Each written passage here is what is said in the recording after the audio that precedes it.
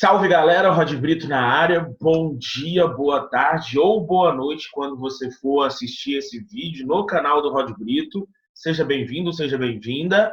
Um salve para a galerinha que está comigo agora ao vivo, online, minha galerinha do nono A do Colégio do Carmo. E vamos continuar com Era Vargas, parte 2 de Era Vargas, começando agora, tá? Nós, na parte 1, comentamos sobre a entrada do Vargas no poder, os grupos que apoiaram Vargas, como o Vargas atendeu a cada um desses grupos, e agora nós vamos avançando, tá? Já fizemos as discussões com relação aos tenentes, aos empresários, aos trabalhadores, aos latifundiários.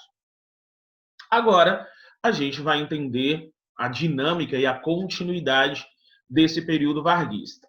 Bom, se você se lembra, se assistiu a parte 1, se estava aqui comigo também ao vivo, você se lembra que eu disse que quando o Vargas assume em 30, ele assume com alguns compromissos.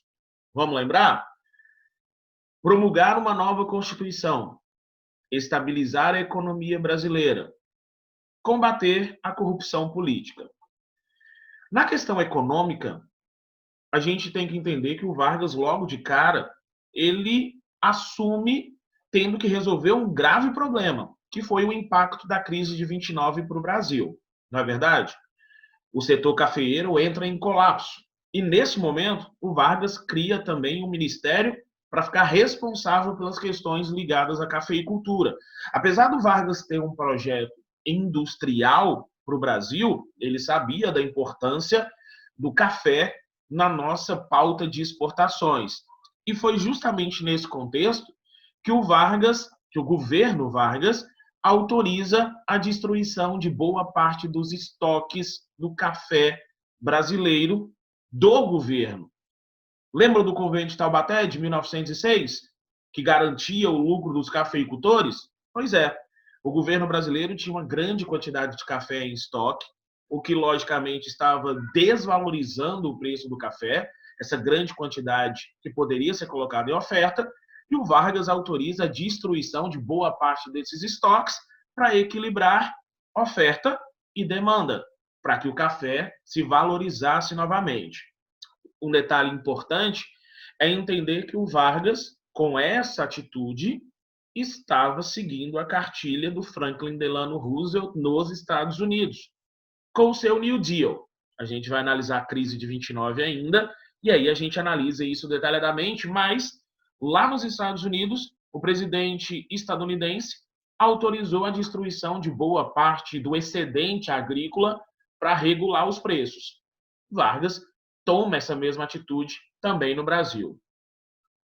Na questão do combate à corrupção, logicamente o Vargas estava tendo alguns problemas para resolver, mas não vem ao caso. O que eu quero chamar a atenção nesse momento é a questão da Constituição. O Vargas assume colocando a Constituição de 1891 de lado, rasgando a Constituição de 1891, e assume com a promessa de que iria promulgar uma nova Constituição. Só que passa 31, chega 32, e ele nem tinha convocado eleições para uma Assembleia Constituinte.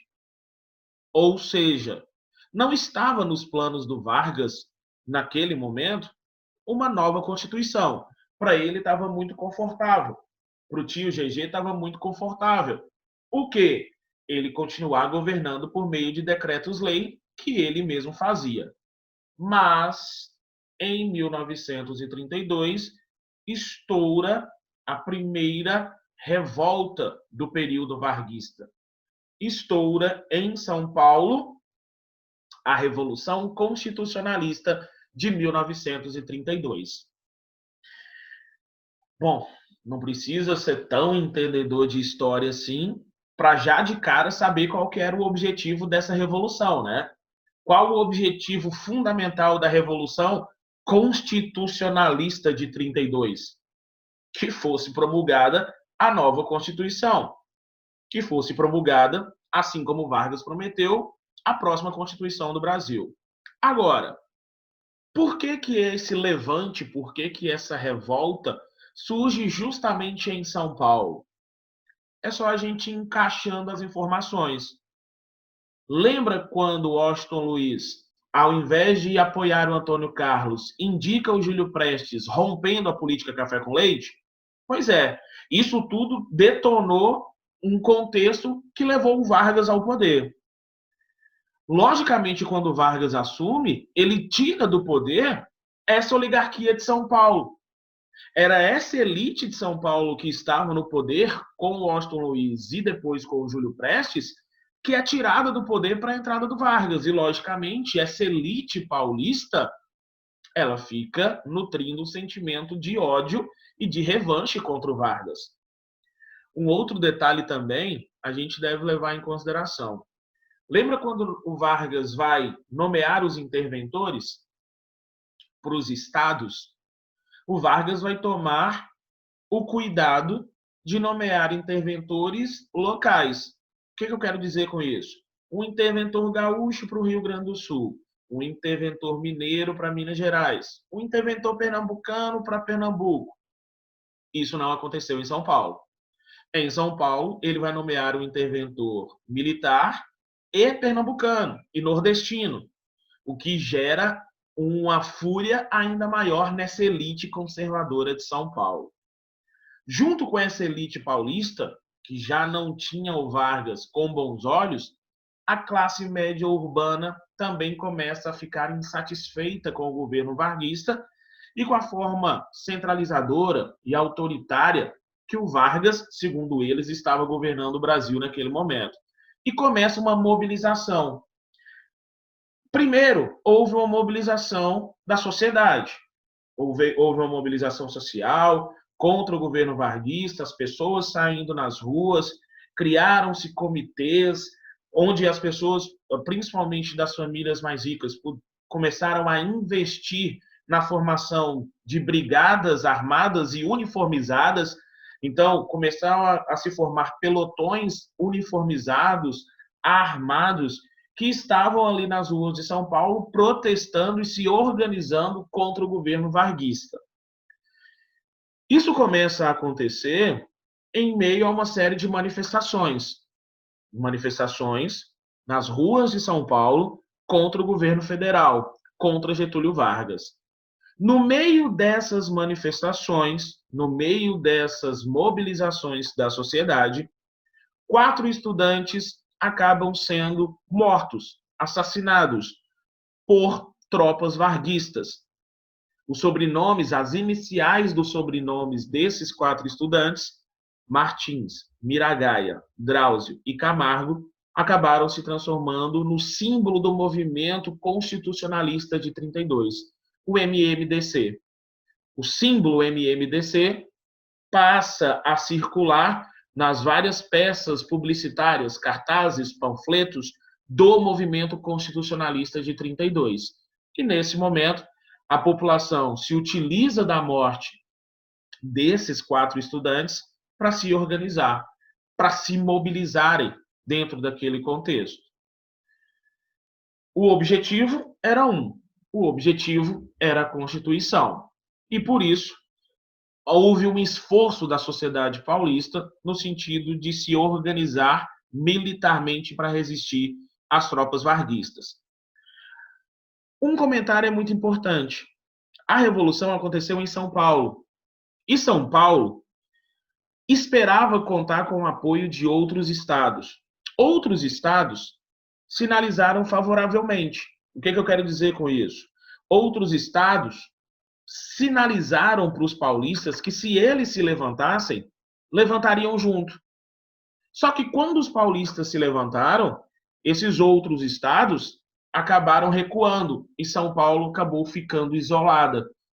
O levante, tanto na capital quanto no interior, mais no interior do que na capital, no primeiro momento, mas esse levante acabou ficando restrito ao estado de São Paulo. Só que outras tropas vieram de outros estados para combater os paulistas. Vieram tropas do Nordeste apoiando Getúlio Vargas, vieram tropas da região Sul apoiando Getúlio Vargas, aqueles interventores que o Vargas colocou nos estados, começaram a mobilizar suas tropas para marcharem até São Paulo apoiando o presidente. Então, assim, houve um enfrentamento armado, as tropas varguistas eram mais numerosas, mais preparadas e melhor equipadas. As tropas paulistas, por mais que houve um esforço de parte da sociedade, famílias, inclusive, dispondo de dinheiro para comprar armas, né? As mulheres dispondo de joias para o movimento, para investir no movimento, os paulistas que se levantaram, muitos eram civis, né? Estavam uniformizados, mas eram civis, não tinham treinamento, eram jovens, alguns eram pais de família, trabalhadores que nunca tinham pegado numa arma uma vez na vida e estavam ali agora na frente de enfrentamento, na frente de batalha. O desfecho já era de se esperar, né? Você já deve ter imaginado. As tropas varguistas mais numerosas, melhor armadas, melhor treinadas e mais equipadas, logicamente acabaram vencendo. Os paulistas acabaram sendo derrotados pelas tropas varguistas. Agora, antes de eu descer o último tópico, presta atenção. Você que está fazendo suas anotações, galerinha do Nono A que está comigo agora ao vivo, você que vai assistir esse vídeo depois no canal do Rod Brito do YouTube. Presta atenção. Divide esse desfecho, tá? O que eu quero dizer com isso? Militarmente, Vargas venceu. Militarmente, os paulistas foram derrotados. Mas politicamente, o objetivo foi alcançado. Ok? Não esquece disso. Politicamente, o movimento teve sucesso. Por quê? Porque Vargas substitui o interventor de São Paulo por um interventor civil e paulista e convoca eleições para uma Assembleia Constituinte em 1933. Ou seja, a nova Constituição que ele prometeu em 30 agora vai ser redigida e será promulgada em 1934. Beleza? Então, militarmente o movimento foi derrotado por Vargas, mas politicamente o movimento conseguiu atingir seu objetivo, que foi ter uma nova Constituição para o país a partir de 34. Outro detalhe importante, antes de eu mudar o slide. Outro detalhe importante. As eleições para a Assembleia Constituinte de 33 marcam um ponto importante na história política do Brasil. O que eu quero dizer com isso? As eleições para a Assembleia Constituinte de 33 marcam a instituição do voto feminino. Coloca aí. Coloca essa observação grande aí nas suas anotações. Pela primeira vez na história política do Brasil, as mulheres votaram e puderam ser votadas como representantes para a Assembleia Constituinte. Então, marca a instituição do voto feminino pela primeira vez na história do Brasil. Esse é um marco muito importante. Os analfabetos continuavam excluídos, mas agora homens e mulheres podem participar do processo político eleitoral do país. Foi criada ainda a Justiça Eleitoral para fiscalizar os processos eleitorais do Brasil a partir daquele momento. E evitar justamente o quê?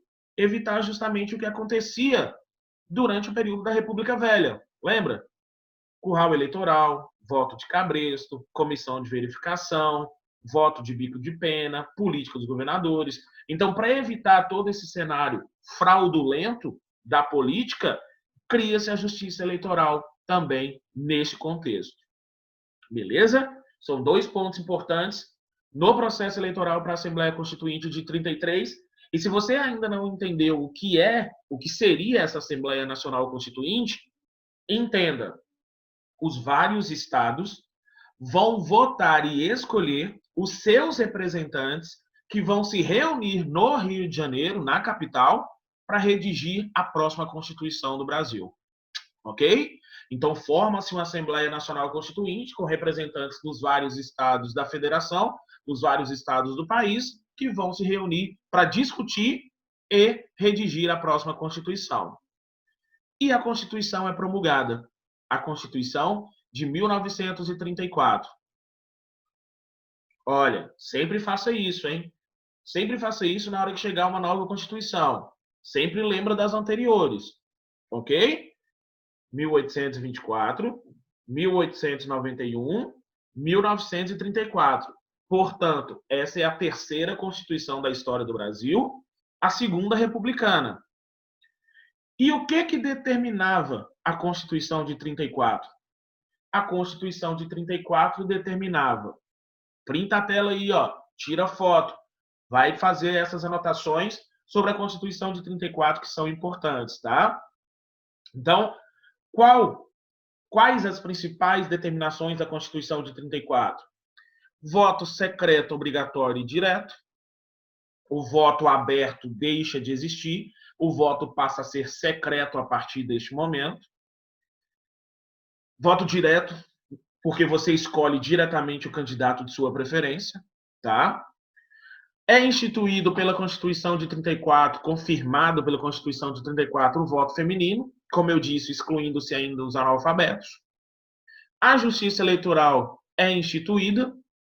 A confirmação agora na lei, na Constituição, das leis trabalhistas que o Vargas havia criado logo no início do governo.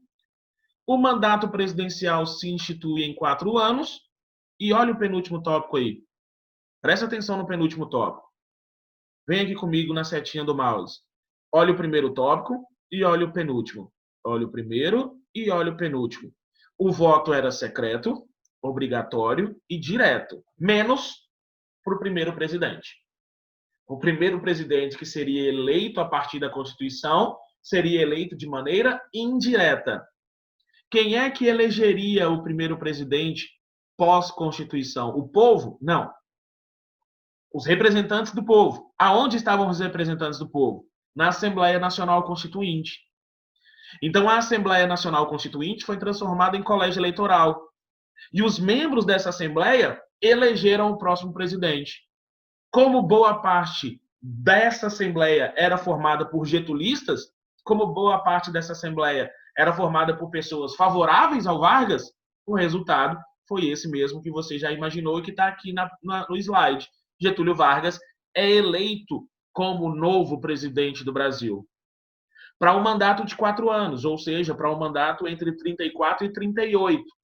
É o período constitucional do Vargas. Período provisório, 30 a 34. Período constitucional seria de 34 a 38. Como você está vendo lá no tópico, foi de 34 a 37, e a gente vai ter que entender por que o período não foi até 1938. De qualquer forma, em 34, o Vargas já está garantindo mais 4 anos no poder. Era para ser provisório, durou 4. Já estendeu para mais 4. Então, no mínimo, ele ficaria 8 anos à frente da presidência da República Brasileira. Ok? Outro detalhe importante é entendermos que o Vargas era populista, porque ele controlava as grandes massas, fazendo concessões, algumas concessões que garantiam a ele um carisma e um controle junto à sociedade. E ele era extremamente nacionalista, extremamente patriótico, né? E esse último tópico demonstra muito isso. O Vargas defendia que, se está no subsolo do Brasil, pertence aos brasileiros e deve ser explorado em benefício dos brasileiros. E aí, a extração e a exploração de minérios passa a ser prerrogativa ou ter uma intervenção direta do Estado brasileiro, não mais apenas por empresas particulares, empresas privadas, nacionais ou internacionais. Então, a exploração dos minérios passa a ser também um assunto estatal. Beleza? Então, principais determinações da Constituição de 1934, aí na tela para você. Vou perguntar para minha galerinha que está ao vivo aqui. Galerinha do nono A, algum problema? Posso avançar? Tá tudo ok? Gustavo tá de boa. A Sarinha também, a Lud também, Lete também, a Andy, a Vitória, Letícia, Ludmila, a Mel, a Júlia, a Yara, a Lara também. Ok, então vamos avançando, vamos seguindo nessa nossa análise, tá?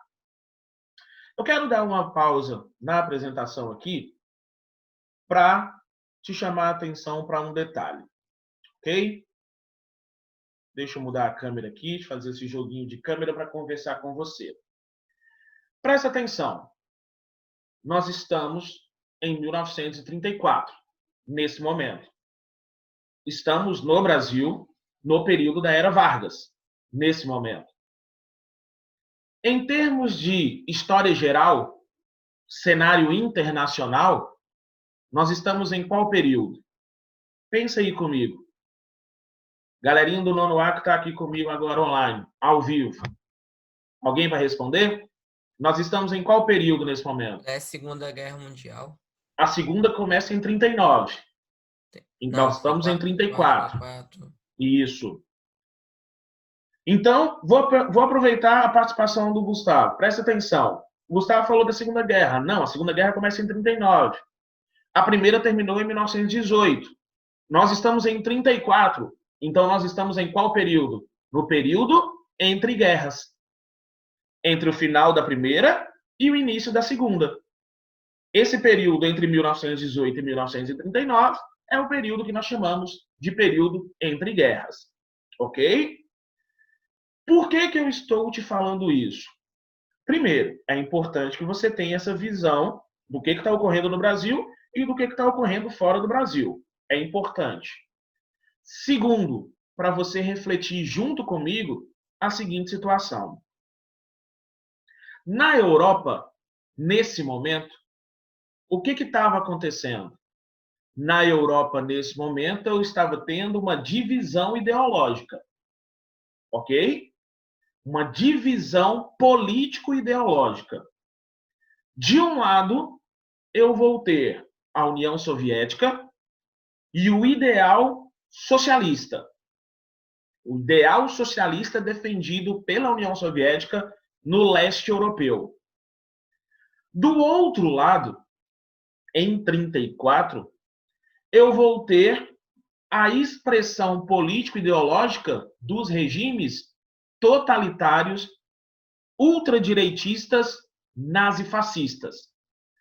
Então, eu vou ter, de um lado, Stalin com a União Soviética e o socialismo. Do outro lado, eu vou ter Mussolini na Itália com o fascismo, Hitler na Alemanha com o nazismo, Francisco Franco na Espanha com o franquismo, Antônio de Oliveira Salazar em Portugal com o salazarismo. Então, de um lado, o socialismo soviético e o totalitarismo nazifascista dos países Alemanha, Itália, Espanha e Portugal. E o porquê que eu estou tratando de Era Vargas e estou te levando para analisar comigo a Europa nesse momento? Porque eu quero que você entenda que o cenário europeu, o cenário de divisão ideológica da Europa, refletiu no Brasil. Ou seja, no Brasil, nós também tivemos uma divisão político-ideológica entre um grupo de esquerda, a Aliança Nacional Libertadora, a ANL, e do outro lado, um partido, um grupo de extrema-direita, os integralistas da Ação Integralista Brasileira, a A e B. E é justamente isso que nós vamos analisar agora. Então, na década de 30, no Brasil, eu também tive essa divisão político-ideológica. E aí, vamos voltar para os nossos slides, vamos voltar para a nossa análise, que aí a gente vê esse cenário, pelo menos o início dele, né, nessa aula de hoje. Então, voltamos para a nossa apresentação.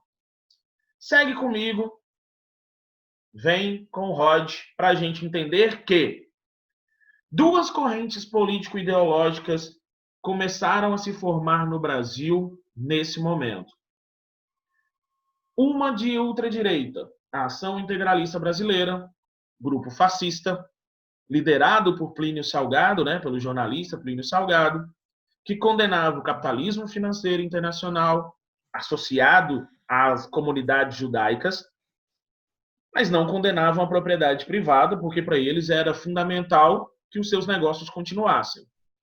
Era um grupo totalitário, unipartidário e defendia um Estado forte e centralizado. Um detalhe: os integralistas, eles não se consideravam nazistas, eles não se consideravam fascistas, não. Eles diziam que eles eram uma alternativa brasileira para a ultradireita europeia. Ok? O ponto de vista deles. Mas a influência era muito grande. Se o Hitler tinha os seus camisas pardas, se o Mussolini tinha os seus camisas negras, Plínio Salgado tinha os seus camisas verdes no Brasil. O lema Deus, pátria, família, a defesa da moral e dos bons costumes, a defesa da tradicional família brasileira, tudo isso estava no discurso dos integralistas. Se o Hitler tinha o seu Heil Hitler, se os nazistas tinham o seu Heil Hitler, a saudação integralista era o Anauê, uma expressão indígena, algo como tudo bom, companheiro, como vai, companheiro. E assim, é importante a gente analisar esse cenário interno do Brasil naquele período. Por exemplo, é surpresa para muitos, e é surpresa para muitas, que o Brasil, da década de 30, tivesse o segundo maior partido nazista fora da Alemanha, no mundo. Presta atenção nisso, hein? O Brasil tinha o segundo maior partido nazista em termos de filiados fora da Alemanha no planeta. Estava no Brasil. O ideal nazista circulou livremente entre a elite brasileira. E o integralismo foi um desdobramento dessa influência dentro do território nacional, dentro do território brasileiro. A Igreja Católica apoiou o movimento de Plínio Salgado, apoiou o integralismo. A classe média alta apoiou, e não só apoiou, como fez parte do movimento. Classe de empresários capitalistas, imigrantes ou descendentes de imigrantes, italianos, alemães, apoiaram e fizeram parte do movimento integralista. Principalmente na região sul, no Rio Grande do Sul, em Santa Catarina, onde essas colônias, onde esses grupos de imigrantes e descendentes de imigrantes italianos e alemães eram maiores no país. E para a gente ter uma noção de que não foi um grupo qualquer, está aqui as mulheres integralistas, fazendo o Anauê, está aqui o símbolo integralista, o sigma, sendo colocado sobre o mapa do Brasil. Os nazistas tinham a suástica, os integralistas tinham o seu sigma. Então, assim, para a gente não entender, ou para vocês não entenderem que foi um grupo qualquer, no auge, o integralismo teve cerca de 300 mil filiados no país. 300 mil filiados. Organizados, uniformizados, fazendo desfiles e demonstrações de organização e de força. Se você analisa o cenário político brasileiro mais detalhadamente neste momento, você deve ter visto, algum tempo atrás, algumas manifestações nas redes sociais de pessoas uniformizadas de verde, com o sigma e defendendo a volta do integralismo no Brasil em 2020. Se você acompanha o cenário político brasileiro, você deve ter visto isso circulando nas redes sociais. No Insta, no Twitter, teve isso também, tá? E nesse contexto, eu vou te dar uma indicação, tá? A gente está entrando nos minutos finais dessa aula. Vou te dar uma indicação, deixa eu fazer o meu print logo. E qual que é a indicação? Antes de eu analisar a ANL, antes de eu analisar com vocês a Aliança Nacional Libertadora, eu vou te dar uma tarefa. Qual a tarefa? Você vai assistir o documentário Menino 23. Documentário Menino 23. Tem no YouTube, tá? Você vai assistir. Essa é a sua tarefa de segunda-feira, tá?